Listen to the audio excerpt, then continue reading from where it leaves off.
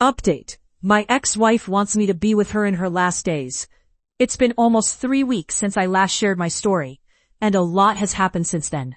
My ex-wife, who I've known since I was 10, cheated on me, but is now dying, and wants me around before she passes.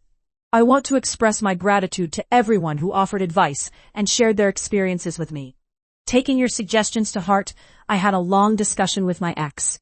I reassured her that no matter what, she will always be my first priority.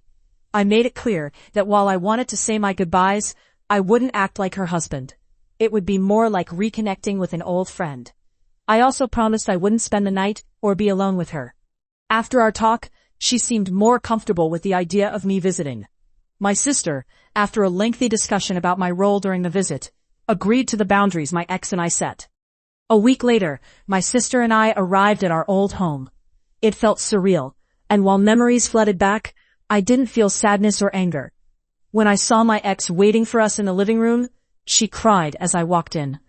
Some might think she was faking it, but even though she was still strong, it was clear something was wrong. I hugged her, and we talked for a few hours while my sister prepared lunch. I shared pictures of my kids and stories about their lives. Honestly, I didn't know how I would feel seeing her again, but it was like reconnecting with an old friend. There was no resentment, just warmth. Walking through the house, everything was as it had been over a decade ago. I noticed our wedding photos still framed on the walls, but it didn't feel right to comment on it. We had lunch together and played board games, reminiscing about the times we spent together as kids. It was genuinely nice. As I left around 6, she was sad, but understood.